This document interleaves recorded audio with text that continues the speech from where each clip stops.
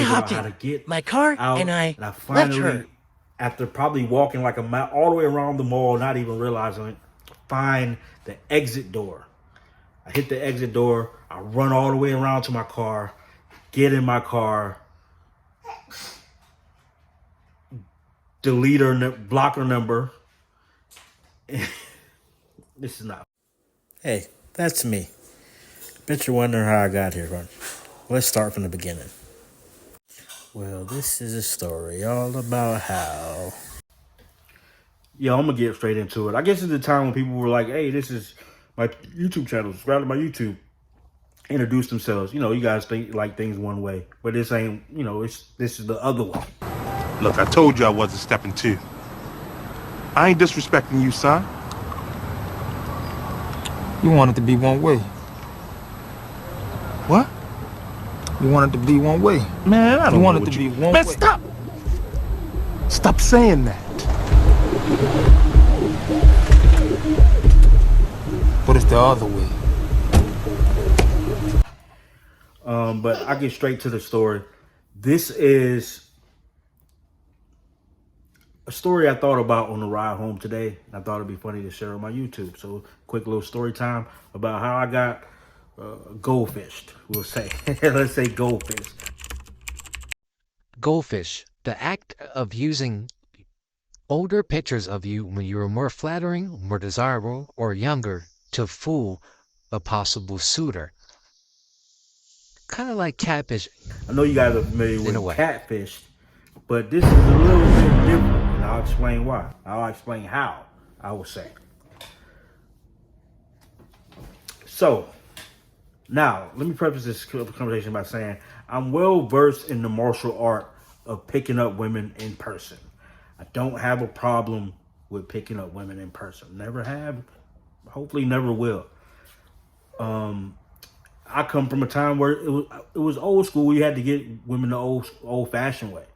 So, like even when we were 15, 16 years old, we'd go to the mall just to get girls' phone numbers. We catch the city bus and we ride to the mall. We have just enough money probably to eat at the food court, maybe $8, $9 plus the dollar it takes to get there, the dollar it takes to get back. So we probably have $10, $11 to get to the mall, get back. We just go to the mall just to talk to girls, just to go up to the girls, get their phone number. Hey, I think you're pretty. Can I call you sometimes? You know, right around the time Anytime Minutes was popping. You know, you get 500 Anytime Minutes and you get free nights and weekends. And we were getting phone numbers just to talk to girls, right? So don't get me wrong. I'm well versed in that martial art, pretty good. Sensei, even, I would say, I would think. Now, so that brings me to the story about my first time and last time online dating. It was a website called Plenty of Fish, which I think Plenty of Fish is still around. But basically, Plenty of Fish was a hookup site.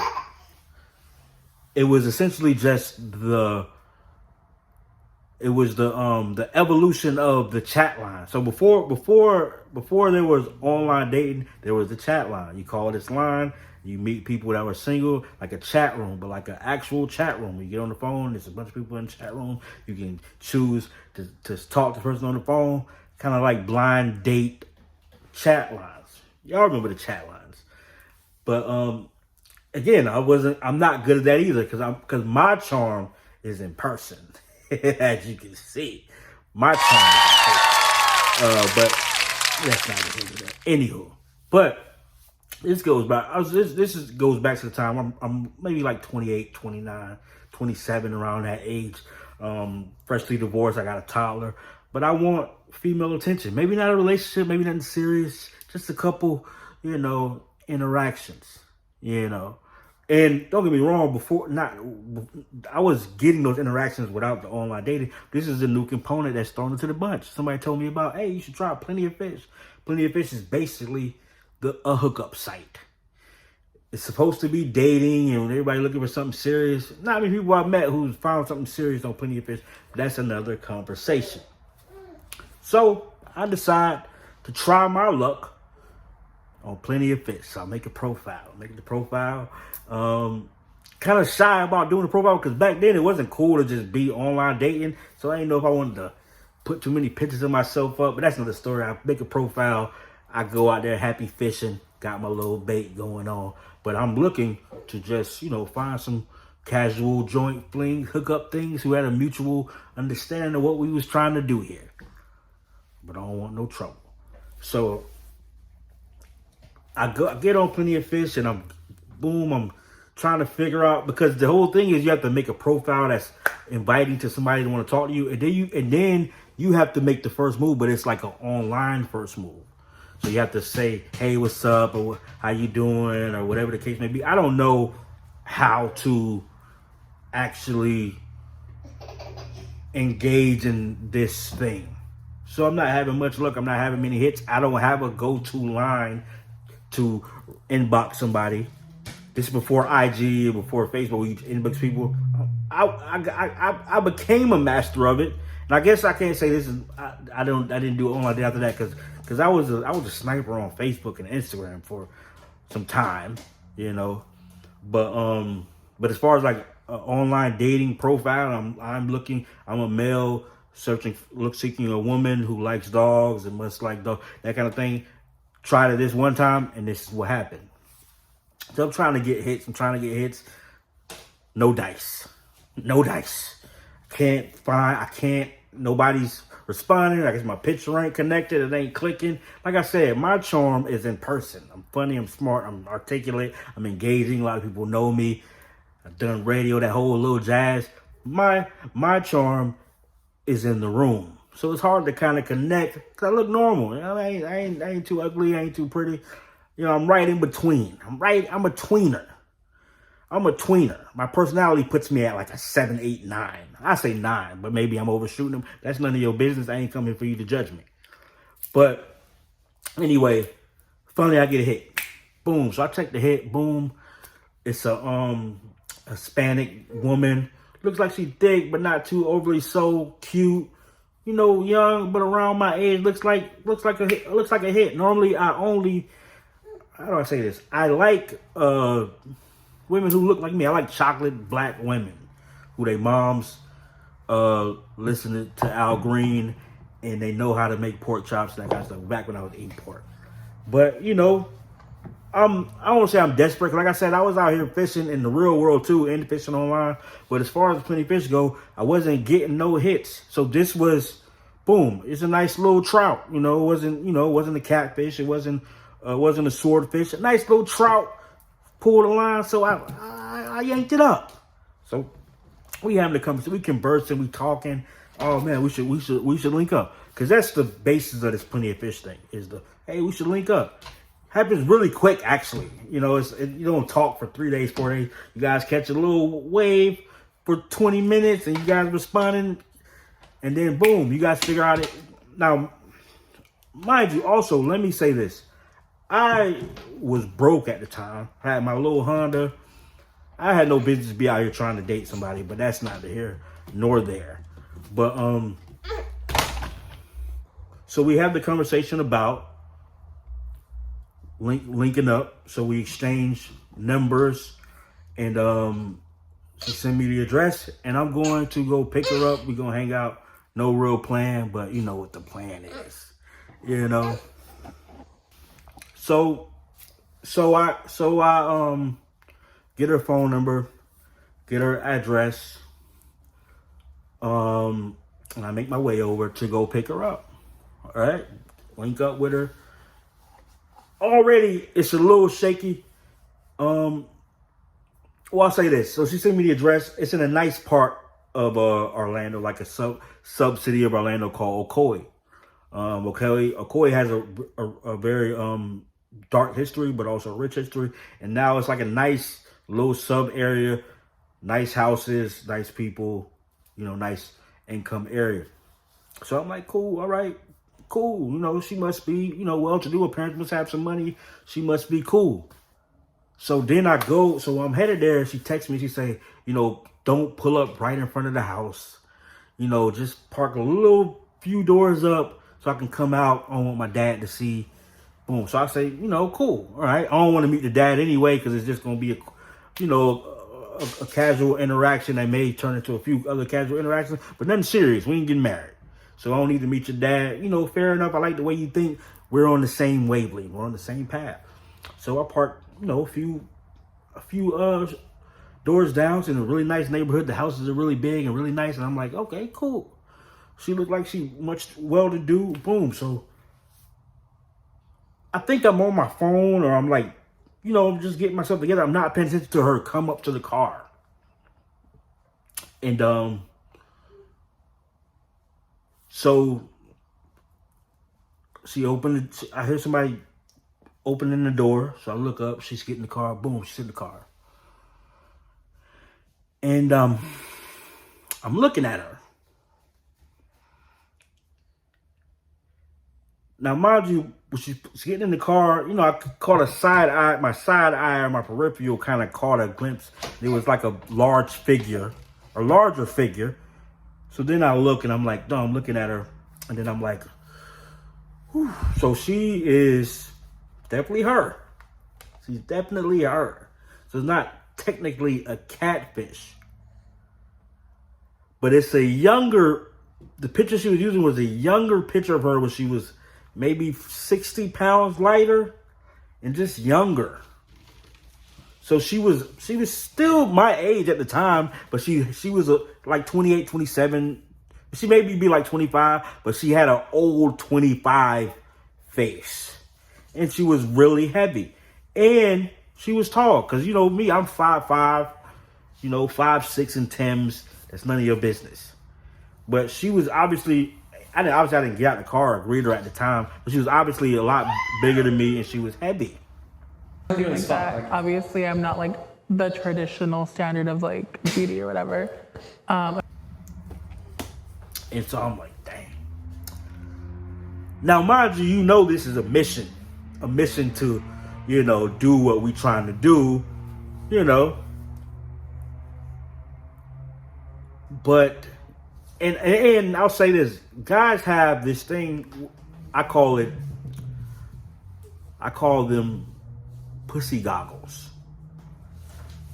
It's, our mind is cloudy and our eyes are cloudy, our decision making is cloudy when we are horny or we're trying to get some ass. We have goggles. We're not seeing, we're not thinking straight. Because when the man has a hard on, the blood goes from where? His head and his feet. That means he can't think and he can't run. So I'm stuck. So even though it's not starting out good, hey, it's a goldfish. Which, you know, I like goldfish. I had a goldfish a couple times in my life, you know, so what? So we ride out. We you know, we talk a little bit in the car, exchange little pleasantries, nothing too crazy. Mind you, we don't have a plan of what we're doing, right? So I'm talking about, you know, obviously I'm a gentleman. I'm a feeder, you know. You know, how much is Taco Bell anyway? Mind you, like I said to you, I'm broke at this time. I'm not doing as great as I possibly can be doing. But I probably got like $23. I'm finna make it happen. So we talking about what we're gonna do, and she's like, well, we can go to, she's naming places we can go to, and what I like about her, she's in budget. She don't even know the budget, but she's saying stuff like Taco Bell, this, that, and the third. So I'm like, cool, all this shit will work out, cool. Then we decide, since we are in Ocoee, there's a mall called the West Oaks Mall. The West Oaks Mall used to be a thriving mall that everybody liked to go to. Nice little mall. But over time, it's become an empty mall. Nobody's in there. Literally, it's still open today, but on a given day, it's probably 12 people in the mall, and I'm not exaggerating. It's an empty mall. And at the time, it was an empty mall. And she was like, well, we can just go to the food court. We get some food. We in budget, you know. Remember I told you we go to the mall, you know, the little Chinese food. It's $8, $9. We in budget. And then she started talking some sweet music to me. She was like, hey, we can, you know, I should stop me by, you know, the racetrack, which is a gas station if you're not from Florida. It's a race. Let's talk about a racetrack where I can get the big gulp drink for 79 cents. You know, save money. So now she's talking about saving money. Okay. The goggles are still in effect. So cool. We go, boom. We heading to West Stokes Mall. It's empty. Nobody I know gonna see me in there. You know, so I'm gonna take care of that fishing business and get up out of there. We heading to the mall. I mean, we heading to the mall. No, I'm not from Arizona. So she telling me about her life, and as I'm riding, the goggles are kind of clearing up, and I remember her saying something like, "Oh yeah," about her eczema. And eczema is like a skin drying condition that people have. And remember I told you she's like Puerto Rican, Hispanic, so you can lighter complexion. You can tell her complexion, and she has like eczema, little sores on her neck. Not a lot, a few, but for some reason, eczema sores on somebody of that fair skin looks like a canker sore or something like they show you in like sex ed in the 5th grade. And I'm starting to notice like, oh man, that doesn't look appetizing. Goggles clearing up. We talking. She's talking about, you know, she lived with her dad, but she don't have a job and she's broke. And I'm thinking, the goggles clearing up. You broke, I'm broke. The eczema, you already bigger than me. This is gonna be a dummy mission anyway, and the goggles are clearing up. But she's already in my car. We already almost at the mall, so I'm thinking like, how am I gonna get out of this? How am I gonna escape this? So we get to the mall. We go to the food court. We order our food. She orders her food, or she's in the line ordering her food. And I say, yo, I'm going to the bathroom. I gotta go to the bathroom. So I go to the bathroom. And so, like, if you ever been to West Stokes Mall, at least at the time, the food court's there. The entrance is far away. Is the entrance closest to us. We're on the other side, away from the food court. So if I tried to like leave, she would see me. So I had to go to the bathroom. So I'm going to the bathroom. Go to the bathroom. And if you go to the bathroom, there's like the mall is such a janky mall by this time that you can kind of like go to the bathroom and then see behind the stores in the mall. Like if you ever go, the stores have like a behind, like a hallway kind of thing that's behind the stores. And so I'll go to the bathroom, head into the bathroom, get to that little area, make a left and go down the halls. And I'm trying to find the exit. And so I'm frantic running through, trying to figure out how to get out. And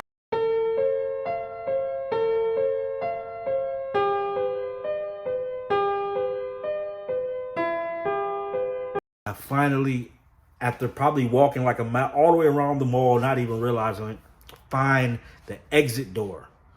I hit the exit door. I run all the way around to my car, get in my car, delete her, block her number.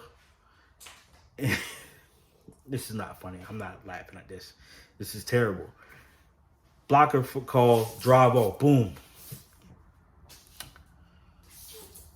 15, 20 minutes go by and she hits me up on Plenty of Fish. Yo, did you leave me? Block her. Couldn't do it. 6'3", heavy set, canker sore, neck, broke. Couldn't do it. Now, that's my truth. Don't judge me. Now, I say all that to say this. That's just a story time. I will say this. I'll never make fun of or laugh at any woman, especially a woman who allowed me inside her when I was hiding from myself. And in this case, we never made it to that point. I'm sure we would have. But the point is, you get what you are at the time you are that thing. And it's important to be careful what you're hunting because it may also be hunting you. So even though to me, she may have seemed like this catfish whale of a person who I was not interested in, I was no better than her. I was a bum. I didn't have much. I was broke. And I was just looking for a good time the easy way. And so, one, I want to say, when you lie down with someone, you're equal to them. So I'm not above or beneath anybody who I found myself in the company of.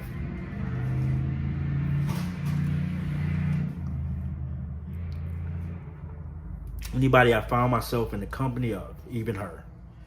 And it's important that we understand that if we attract certain things, or we find ourselves around something that we don't like, it's probably something we don't like about ourselves, and we're attracting exactly what energy that we're giving off.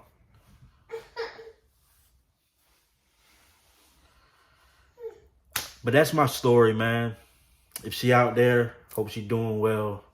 I shouldn't have left you at the West Oaks Mall food court. In my defense, it wasn't too far from her house. But that's neither here nor there. It was wrong. But I just wanted to say that I'm thinking that I'm getting goldfish. But I'm swimming in that same pond, man. Or that same bowl. So what does that make me? But I don't know, man. Y'all tell me what y'all think. Like and subscribe, man. This kid Jus'Black. So part of the intensity of love is its vulnerability, knowing that you're never in control, that you're giving all of yourself, and it can be taken at any time in terms of your feelings. It's life on the edge, and our guests today have felt that vulnerability. They opened up their hearts, and as so often happens, they got burnt. Why would their lover lie to them or cheat? And there is now not only pain and disappointment, but anger, a feeling of having been taken advantage of. It is small consolation to know that virtually everyone goes through that in life, usually more than once. Indeed, the only way to protect yourself from ever having that happen to you is to never fall in love in the first place. The problem is, that's an empty life. Till next time, take care of yourself and each other.